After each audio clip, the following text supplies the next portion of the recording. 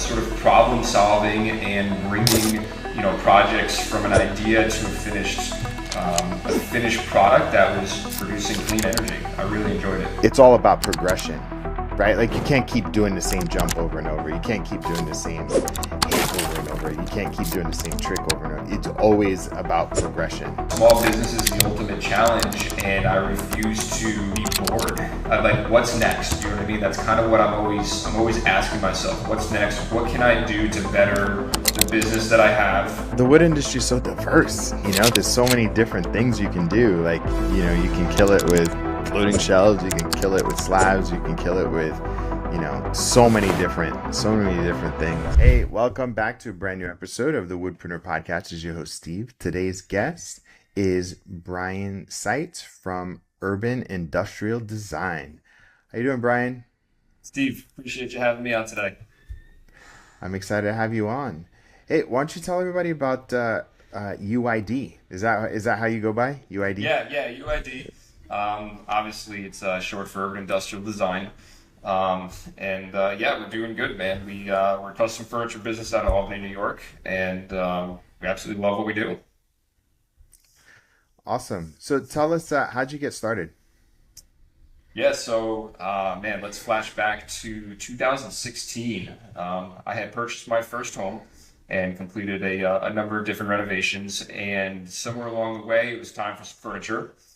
Hit a couple of big box stores and quickly realized that everything there was not of interest. But somewhere along the way, I then discovered Etsy, and there's an entire world of custom furniture out there that I never knew about. And so I had a bunch of different items in my shopping cart, and I quickly realized that, I decided I wanted to give it a shot building one of them on my own.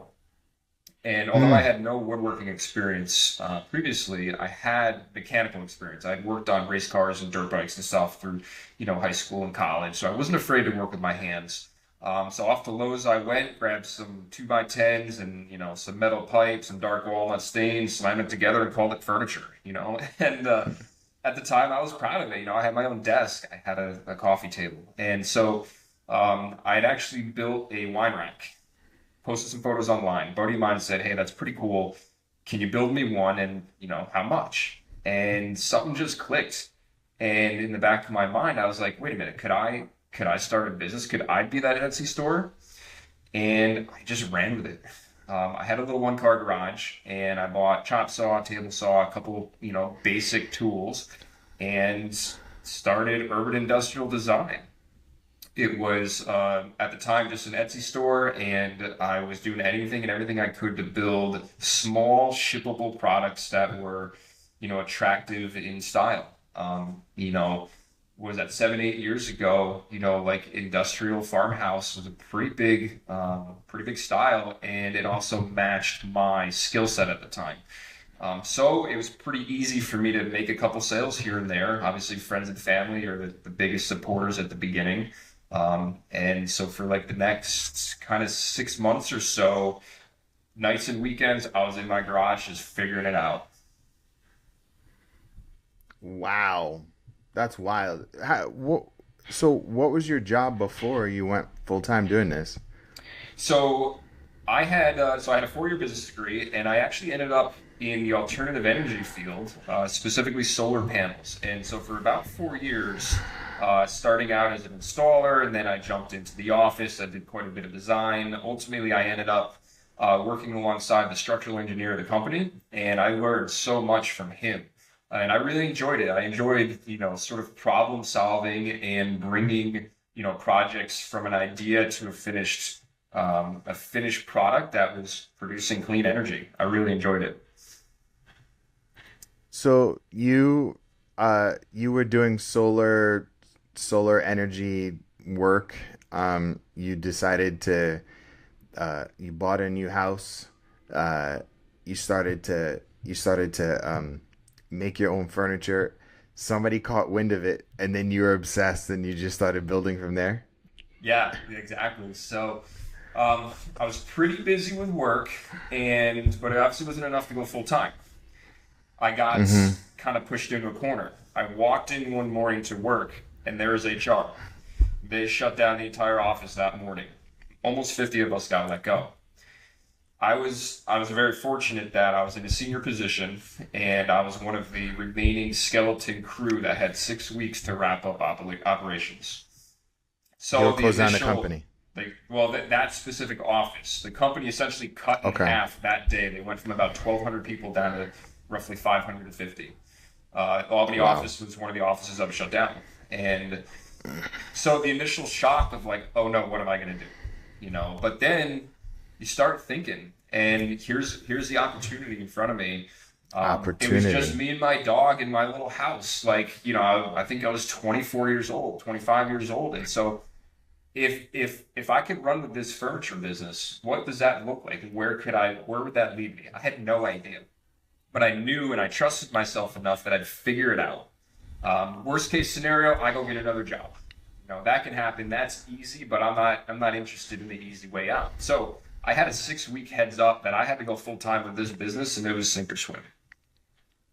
The next move I remember was just I ran wild with, at the time Craigslist. That's where everyone was advertising. I put as many different items as I could on Etsy. I learned everything about sort of how to get your Etsy. name out there on Etsy. Etsy is a huge marketplace now, but 7-8 years ago it was pretty Huge. small.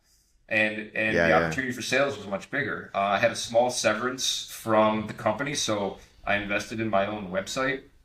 And whatever money I had left from the severance, I went out and bought as many tools that I could that I think were going to set me up to make money down the line.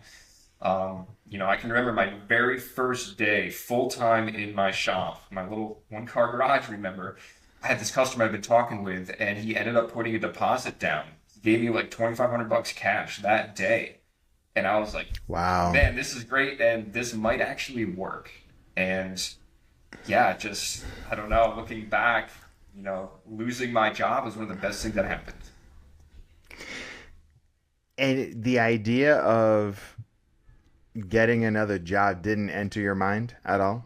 Oh, of course it did. The first thing I did was I started making phone calls and, like, okay, who's working at this other company? Are they hiring? What positions are open? I mean, I made 5 or 6 phone calls that day to other people that I knew had, I'd crossed paths with and worked at different companies and what's out there, what's next. And I don't know, I just kept getting, sidetracked with the thought of me running my own business. And I think ultimately that, like I said earlier, being backed into a corner, for me, it lights a fire for me to figure it out. And I was interested in the challenge. I had previous work employment. I was always, you figure a job out for 3 or 4 months. And you're like, all right, this is cool. Like, what's next? How quickly can I move up, the chain here? And sometimes it takes time, and I'd get bored. But, a small business is the ultimate challenge because it just never ends. It never ends, yeah. What were those first? So you started in 2016? Is that what happened? Yeah. Yep. Yeah. What were those first couple of years when you went full time? What were they like?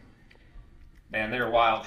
So I was in a little one-car garage, and then I jumped to a 1,200 square foot garage. A buddy of mine had bought a duplex, and there was this big detached garage behind it. So I moved in there and set up shop, and I was there for 2.5 years. I hired my first full-time employee underneath that space, and we pulled off some incredible jobs out of there. It was a lot of networking. It was a lot of taking on jobs that I wasn't necessarily interested in, but I knew I had to do them to just keep things moving and keep building a portfolio. I really never did any official advertising. It was just networking. It was doing a good job and throwing your name out there, responding to clients as quickly as possible, doing things above and beyond that they wouldn't necessarily expect you to do. And I mean, there's times that we've traced referrals 5 or 6 tiers down that we've been able to follow them from years ago. And the saying, if you can do good work, you're going to get more work. I mean, it's true. After that shop, we were there about 2.5 years. I signed a lease on a 5,000 square foot shop, and this is a kind of a professional space. Finally, we had our own parking lot and our own building to put a name on, and customers could walk in. Like big leagues, right? And that's where the business, again, really took a whole nother step up. I had a number of different employees. We branched out and did some other different things on the back end. Um, that space really allowed, the business to continue to take sort of the next steps. So, how many years between from when you started to the 5,000 square foot shop, and how many employees did you have? I think there's about 3 years in between there. When I moved into that space, I had a full-time guy and two part-time guys, which are really just good friends of mine that, would help me out as needed. Take what you can. Take what you can, right? Trust me, I know. I'm very grateful to all the guys that we've crossed paths with along the way.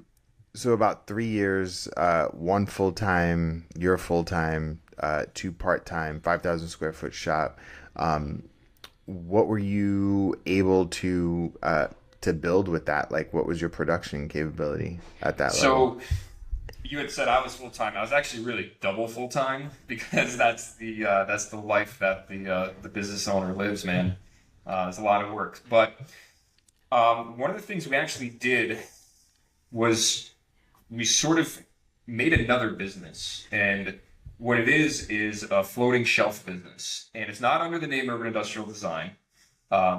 We sell some decor shelves on Amazon and Etsy and Wayfair and Overstock and all these different names. It's a very, very high volume type of product. And it's on the back end, like I said, we don't really advertise it. It's under the name Imperative Decor.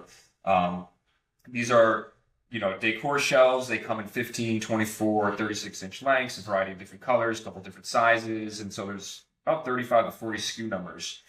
So this is sort of, it's done a lot for us over the years. It's about 6 years old. And so this eases the highs and lows in the custom furniture world of sales. This creates very consistent cash flow. And during COVID, at a time when things got a little weird, everyone was home in their house. And what were they doing? They're working at, like, they were getting stuff done. People still have money. And so the sales of the floating shelves almost doubled during COVID. And so at a time when custom furniture was still doing good, hit or miss, weren't really doing conference tables at the time. I mean, all hands on deck for floating shelves, man, because we just can't make enough of them. I think we were selling almost 200 units a day was the average. Yeah. And we're back down to normal levels now. So this is like one of the legs that the business has been able to, grow and improve over time. And today it's essentially an autopilot for me. We got a number of guys over there that we figured the process out, and it's a very easy thing. And it's, sales are there, and we're comfortable with the product, and we're just rocking and rolling. And that they manufacture those products in your space now? Yes. Yep. And it's a separate LLC, separate business? Yeah, completely separate from what we do. These are they're just decor shelves. There's really nothing totally special about them. It's a premium grade knotty pine. And so I don't know, I guess we didn't really want to associate that type of business with the brand, like a high-end, custom furniture to your big boardroom. They're two separate things, and so we always kept them separate. And for us, it's worked out really well. And like I said, over time, it's eased the highs and lows of the custom furniture sales cycle. That's rad, man. So what describe the business today? So you have the floating shelf business, but what are you doing today? Yeah, we do a number of different things. So 2 years ago, I bought a piece of property. Last year, I put up a new building. So it's a 10,000 square foot new construction. We have, finally the room that we need to operate. This is something that we've always struggled with, and every small business does, is enough space to do what you need to do efficiently. So today, I have 4 full-time guys in the shop. I have 2 full-time on the floating shelf side of things. And then I have 2 part-time, one of which is in the office, and then one of which kind of floats around for helping with various deliveries, installs, that sort of thing. And we are primarily, we're roughly 60% commercial, 40% residential. Okay. We've tried to focus on like dining and conference tables, those 2 things. Sometimes they're the same thing. But those two things have been great for us because it doesn't necessarily it's just good to bring a design to life. You know, if you really think about it, we're solving problems for people, and so we're able to sort of bring their space to life with a nice, beautiful table. And we also mill and dry all of our own materials, so a lot of times we're able to, you know, bring their vision to life from the wood slabs that we have here in our space. So today we're constantly networking with, you know, all the local tree companies and acquiring wood. We mill for about 4 months out of the year during the winter. And then I have an iDry Plus, and we're producing about 4,000 board feet of material, give or take every 3 to 4 weeks, depending on what's in there. We take that material, we surface it, and we have a small retail area here in our space. So a lot of the local woodworking crowd, they'll come in.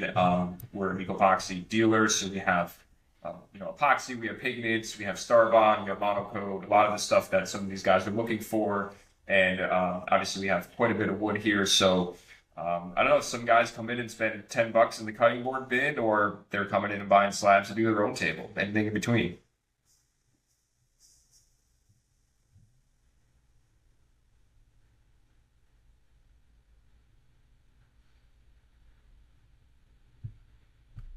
I think I lost you there.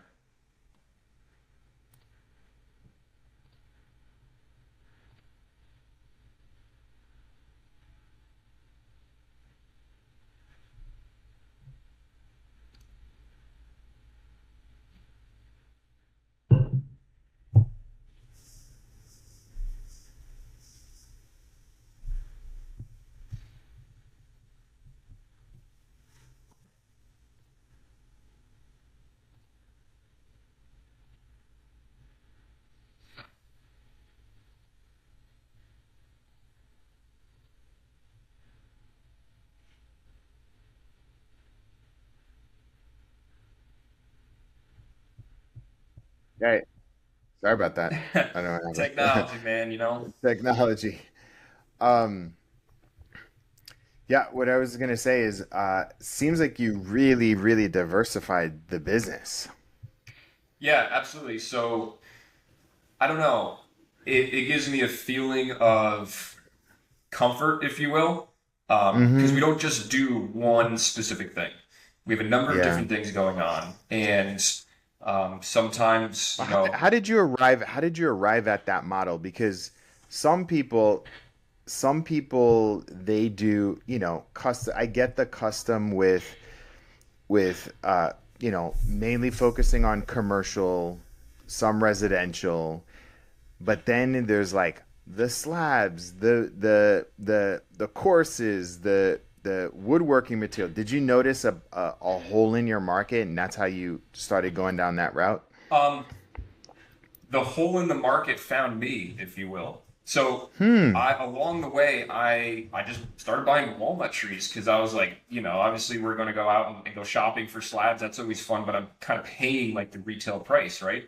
So ended up buying a couple walnut trees, figuring out how to get them milled, and yeah, we're going to use sort of the main butt log for the conference table. But with this walnut tree comes a second and a third and linwood and all that stuff. And I might not necessarily, I'm not going to go build a table out of linwood, right? So well, let's mill it, let's dry it, let's cut it up and put it in a bin. Maybe let's try selling it. And so some of these extras along the way quickly found a home in all the guys here locally that are just jamming in their garage or their basement nights and weekends. And so I had no idea that there was a hole in the market until all the wood that I could, you know, produce and dry just kept selling. And I realized that, wait a minute, there is a hole in this market. Yeah, you can buy dimensional wood in a lot of places, but there's not a lot of places selling slabs, at least not in my area. Um, Yeah. and Yeah. if they Yeah. are selling slabs, they're out in the sticks and they're air dried, and there's no sense of, you know, comfort Consistency, and right? consistency and quality. And Yeah. so we're able to, you know, obviously vacuum kiln dry everything, everything's surfaced, everything's organized and labeled and priced. Like, you know, we offer, I think, a pretty solid product in a nice environment, and it gives the customers that sense of satisfaction. And like I said, we have we have a bin out there of just free wood. This is stuff that, someone can do along the way with it. Someone can make coasters, something, we have the dollar cutting board bin, we have the $2 bin. Some of these guys come in here and rummage around for 2 hours just looking for that perfect piece of wood. Um, What's your team size like now? yeah, so like I mentioned, so I think we got four full-time guys in furniture, two full-time on the Amazon floating shelf side of things. I got a part-time girl, Kayla, here in the office with me, and then I have another part-time guy kind of floats around depending on installs and It's almost deliveries, that sort of 10 thing. people altogether. Yeah, yeah. And that's a good size for the space that we have. If we start to get bigger than that, I don't know that I'm interested in that. I'm not interested in being the biggest Interesting. guy out there. I Hmm. really am starting to value, my free time. My wife and I do a lot of traveling, and the bigger you get doesn't necessarily mean that that's better. You know what I Yeah. mean? And so I Yeah. think at a certain point, a company finds the right size and they Hmm. find a way to be as efficient and profitable with the Rockstar employees that they have rather than continuing to scale. Yeah. Yeah. Yeah. And I think What do we're you getting there. I think we're getting there. what uh just broad revenue size, like where are you guys at? Including the floating shelf size of things, we are right about 1.5. Um, That's awesome. and I think, so we've actually made another recent purchase as well that's going to get us closer to almost, I think, next year hitting two. Um, and Like so you bought another company? we did, yeah, man, we did. That's Um, what and kind of company? and so the company name is Alexander Butcher Block. Okay. Oh yeah, He's I saw that on your website. Yeah, yeah, Yes, yeah. yeah, That's yeah. awesome. Yeah, yeah. And he's got an incredible product, and he's been in business about 15 years. And Hmm. this conversation started about a year ago, and it wasn't until a couple, probably 6, 8 weeks ago that we finally got things kind of solidified here. And his main focus is wood countertops. It Yeah, was his time to move on to his next chapter in life, and he had an incredible product. The business had value to it, not only the product but the relationships. And so we were that's the right awesome. fit. We have the space, we have the people, the manpower, To and take it on. to take it on. Yeah. So And you bought customers, right? I'm sure you yes, bought some customers. of Yeah. the relationships are people that I already knew, and I already knew that he was the guy that they Is go he to. local to you? Yeah, yeah, he's about 20 minutes from me. Yep. That's awesome. Yeah, and so we were able to acquire all of his machines, most of which are an incredible upgrade for us. We now have a spray booth. We have a 20-foot CNC machine. Finally, a Wow. straight line rip saw. We can do all of our own long joinery work. He has a Rockstar finish that he's been using for quite a long time, and so we've gotten fully trained on how to apply this finish. Um, Hmm. he is really well connected with a lot of the home builders, interior designers, architects. So Yeah. he's got some long-standing relationships. And I'm Yeah. going to be completely honest, I'm impressed with the amount of people that, hey, you did countertops for us a couple years back. We want a table, or just consistent work from Yeah. some of these builders. And so we're able to complete the work, keep these relationships moving, continue and grow some of them. Yeah. So in the world of numbers, if you think about some averages and whatnot, we've essentially doubled what our sort of custom furniture, custom woodworking business is able to produce. Um, Dude. so I'm Brian, I'm super impressed with you. I'm like what I'm really impressed about is it seems like sometimes with entrepreneurs and business owners, especially in the wood industry, they hit a threshold and they kind of stay stuck there. And it seems like you are able to notice the threshold and keep rising and pivoting and like elevating your skills to go where the business needs to. Where did that come from? Like who did? man, listen, I said earlier, small business is the ultimate challenge, and I refuse to be bored. I'm like, what's next? You know what I mean? That's kind of what I'm always asking myself. What's next? What can I do to better the Are business you a that I skateboarder? have? Did you grow up skateboarding? No, I played Okay. basketball. I played quite a bit of Okay, okay, okay, basketball okay. and raced dirt You played bikes. sports. You Yeah, played did a lot sports. of dirt Yeah. bikes. Yeah, dirt bikes, car racing, that sort of stuff. So I Okay, was always that's competitive for sure. I think that makes sense. Yeah. Because I don't know when if I dig deep into certain entrepreneurs, there's usually an extreme sport in their background, and something like dirt bikes is a it's all about progression, right? Like you can't keep doing the same jump over and over. You can't keep doing the same hit over and over. You can't keep doing the same trick over and over. It's always about What's next? progression. Yeah, what's next? Yeah. Yeah, Yeah. And yeah. so, the new building and the acquiring of this business, I'm interested in providing the best product that we can to our clients. I really take I don't know, I see the value in offering a comfortable work environment for all my guys. I'm Hmm. responsible for their paycheck every week. And, sometimes that's a lot of weight on your shoulders. So I see the new shop and the acquisition of this business as things that I can do to better, um, you know, provide for the guys and the customers that we have, and ultimately at the end of the day, I love what I do. I have a passion for it, and I think it shows in the type of product and the type of process and experience that we can offer the clients. What's been one of the biggest challenges that you've had to overcome in getting to where you are now? Um, so back to our original conversation about how we do a number of different things, and um, in a way, find some comfort in that because we have cash flow coming from a number of different spots. The biggest challenge that I've found is actually doing too many things. Yeah, yeah. Early this year, we put a lot of effort into our retail area, and we were blown away. When we built the new building, we had to provide the bank all these different numbers and projections and all sorts of stuff. And we had a number slated for what the retail area was going to do. We more than doubled what our projections were. That's great.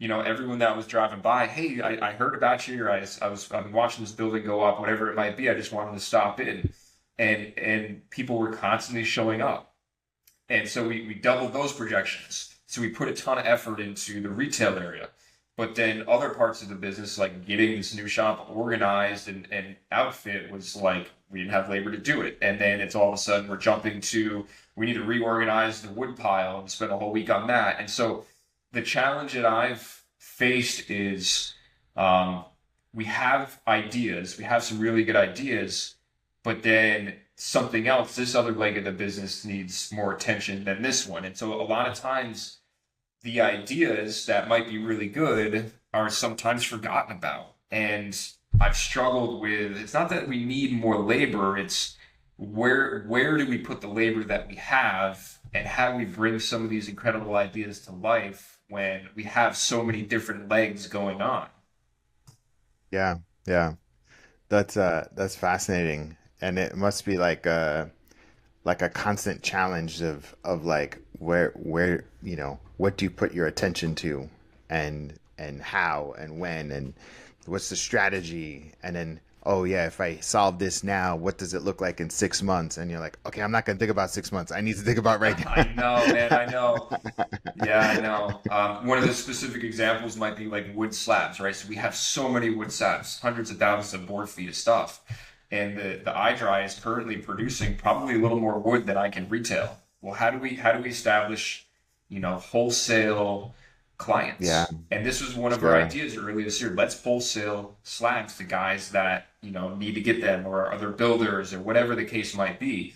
Well, we bought this other business. We've had zero time to put into the retail area, and the retail area hasn't gotten any Yeah, attention in 2 3 months because we've just been, and so like this is one of the ideas that there's definitely an opportunity there, but we've struggled with do we have too many legs of the business? Maybe, maybe not.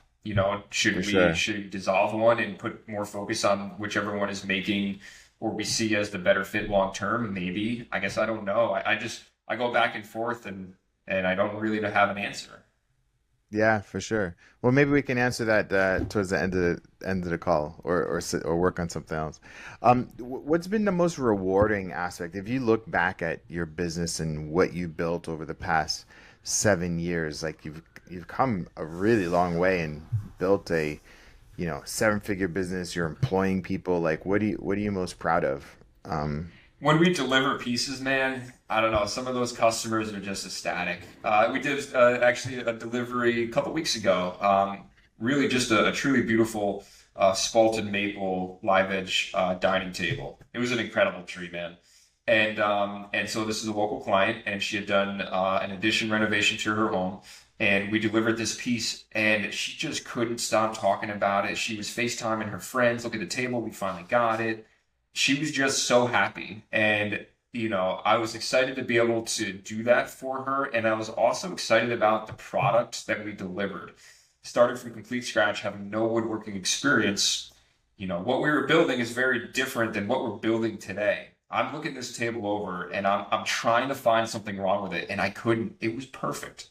It was wow. an incredible table. I was very happy with it. As a builder, it's easy to always find like that one little thing, right? Flaws. Yeah, Yeah. and I'm looking this table over. I was like, my guys killed it. They did such a good job on this table, and for the business to be in that position where we can build an incredible product and just put such a smile on those clients' faces. To me, that's a really big part of what drives my passion for what it is that we do. That's awesome, man. Tell me what does the future hold for you? What's the vision for the company? Oh man, my mind goes in so many different places. Um, One of the next things that we want to do is um, sort of fine tune a product line of, we've been referring to this as semi-custom. So if you like this style table, pick your table base, pick your size, free shipping, delivered in 6 to 8 weeks. That's sort of like an upper level 30,000 foot view, right? And so we want to Mhm. bring this sort of semi-custom piece to our business. Is that a good move? I don't know. We're adding another leg, right? We won't know until we really get into it. So I think that's going to ultimately be another addition. But there's so much work that goes into that: the photography work, dialing in everything for what's our shipping costs, exactly how many hours does this take. That's going to be an addition. Man, if I think big, there's 6 acres directly next door to my new shop that's currently for sale.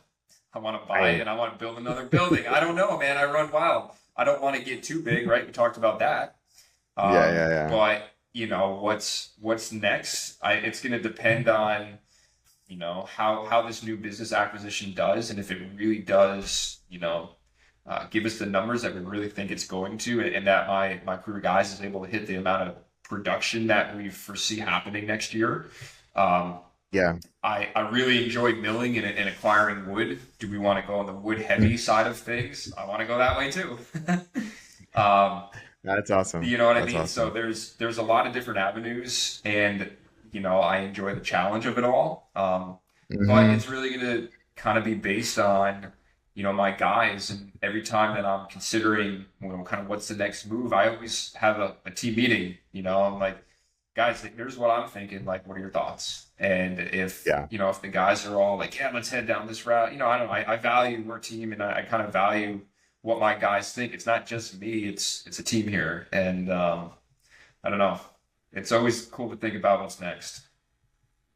Well, the wood industry is so diverse. There's so many different things you can do. Like, you can kill it with floating shelves, you can kill it with slabs, you can kill it with, so many different things. So this is a part of the podcast where I give you any marketing or business advice. Is there anything that I can help you with, or anything that you need to think through, a challenge that you guys are having that that can get you get an extra set of eyes and ears on? So here's one thing. Back to the business acquisition. I wasn't sure. Do we dissolve the name? Do we keep the name? How do we let people know that this business acquired this business, right? And so it's been a couple weeks that I've been the owner of the name and the website and the emails and all this sort of stuff, and I'm impressed. People just, they know the name Butcher Block. That's just like one of their search terms for whatever reason, right? And so Yeah, yeah, yeah. his name, having that name in it, is, I think, very important. So what we were originally going to do was dissolve the name and put it all under my business name. Now it might make sense to kind of keep that name. So right now Yeah. there's two different businesses all under the same roof. And Yeah. I don't know, where do we go? How do we make this very clean and um, simple for the clients that might inquire through my website or through this other website that we just got? How do I make it not Yeah. confusing? And I'm struggling with that. We don't really need to make a decision like right now, but how do you Hmm. blend two businesses? I guess is the question. Yeah, so that's a good question. So I have a client, he acquired a business and it was under a particular name, but it was the only thing that he was doing. It did a bunch of different stuff, building materials, and he operated it for a year before he changed its name. Okay. Um, and so part of it is like, because you just acquired it, you don't necessarily know the value of the name yet, right? You want what you want. You don't want to make any decisions so fast. Yeah, I agree. And so what you want to do is just to make sure that the house is in order and what you bought is integrated really, really well, with your current business, and the is that business cash flowing already? Yeah. Oh yeah. Yeah. So you just want to make sure that that business is continuing to cash flow and optimize, and tweaked still, right? What you can do though is in the bottom of the website, you want to put a subsidiary of, right? You can do that. Oh, okay. Yep. You can also put out a press release, and you're right. You can do that.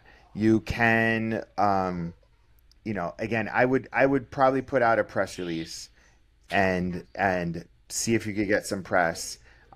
Get your ideal customers in one spot and to let them know that you bought it. Make sure that there's like what's that called? Um, I mean, look, I just finished watching Succession. Did you watch Succession? No, I haven't, but it's on my list now. Oh man. Anyway, so I won't spoil it, but there's a business that's sold in Succession, and there's like a press release with the new owners and the old owners, and then they like sign. You know what I Okay. mean? And so what you want to do is like, I think the biggest thing with when people buy businesses, I mean, they're a lot. I don't want to say people aren't as sophisticated as you, but like they look at the spray booth and the ripsaw as like, oh my god, I got these tools. Like, no, you're buying the brand, you're buying the website, you're buying the thing, you're buying all of that stuff. And what you want to do is um, you want to make sure that the transition is smooth enough so that you can continue to operate on its own. I would honestly put an asset or a resource to wholly keep that business going and growing on its own. Hmm. Okay. And then after 6 to 12 months, evaluate, hey, does this name have value or can I fold it in? Have all of the current customers and repeat customers know that I'm the owner? And if so, then I can rebrand. Yep. Okay. I would keep that website because if it has good search engine, I would create another website with the same copy and continue to optimize that as well. But keep that website because it's the older a website is, the better it is and the more credible it is for the search engines, Yes. Yeah. We've right? dug Butcher into it. block and what Yeah. have you, right? So that's what you want to do. And that's what I would do. I actually do have a question. Like, what does your who does sales in your business? Is it you or is it do you have a separate staff person that So does that? I am sales relationships, right? So a lot of these, designers, architects, that sort of thing that I've crossed paths with along the way, they know me, right? And so they want to deal with me. And so the setup here is I close the sale. I pass it to my guy Sean. He's operations manager, so he's the one dealing and acquiring what slabs we're going to use. He's getting materials together. He's getting it scheduled. That He's sort the of thing. project manager. Yeah, Yeah, yeah, yeah. yeah. Yeah. Yep. And Okay. so, and I enjoy sales a little bit. Yeah. And I'd like to see new projects come in and, try to figure out a way to problem solve, get them done as quickly and cost effectively as we can, building those relationships. So I am, 3/4 of my time is here in the office, and then the other quarter is out in the shop, keeping an eye on what's going on out there. Okay. Cool. Very cool. Yeah, that's probably is that helpful about the butcher block? Like just keep it for now, but notice it, optimize it, grow it, and after like a year, just figure out, I would send out a press release in the meantime saying like this is what that we Yeah. just acquired this company. We're excited. If you could take a picture with the old owner, like talk Okay. about, and because that becomes a piece of press for like the capital region, Yeah. and Okay. like for any of your competitors or anybody who are like, whoa, these guys are growing, you know what I mean? And then Yeah. you can send that press release to your current clients and your current Yep. Okay. customers, and then because once people know, it won't be a new thing in a year from now when you decide to rebrand. It'll just be like, all right, this is, UID's count butcher block division. That's Yeah. it. Yeah. It And won't be. along the way, I was debating about the press release. Wasn't sure. Hearing you, I don't know, hearing you say that definitely makes me more comfortable with doing that.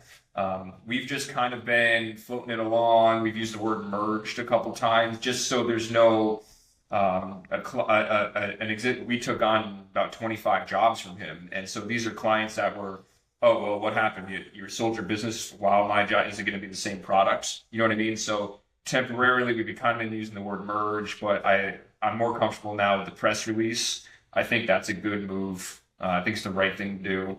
I mean, but if you took on 25 jobs,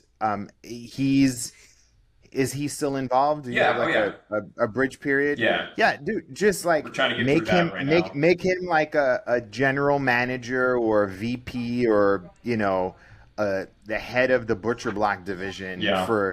and keep him on the website for a little bit.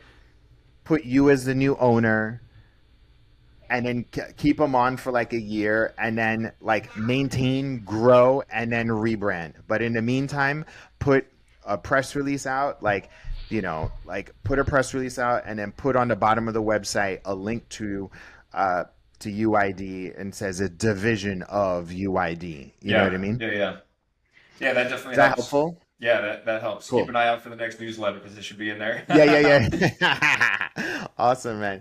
Brian, thank you so much for taking the time. Any last bit of parting advice for the Woodpreneur community? Yeah, man. Just keep at it, man. Hard work pays off, and I've heard that saying a million times. And our conversation today, looking back 7 years, I'm thinking like, man, 7 years ago, that seems like so long ago, it was so short ago. But I know that I've worked hard in the meantime, and I've just made every effort to better myself and better the business. And if you just keep doing that, it truly does pay off. And we're so humbled to have everything that we have here today. But yeah, just keep working at it, man. Keep trying to get your name out there. Do quality work. That's the best thing. People are going to call you back if you got a quality product. So, Awesome, man. And what's your website? yeah, website uidwoodworks.com. Awesome. Thank you so much, Brian, for your time, and I look forward to getting your story out there. Appreciate it, Steve. Take care. Right. Take care.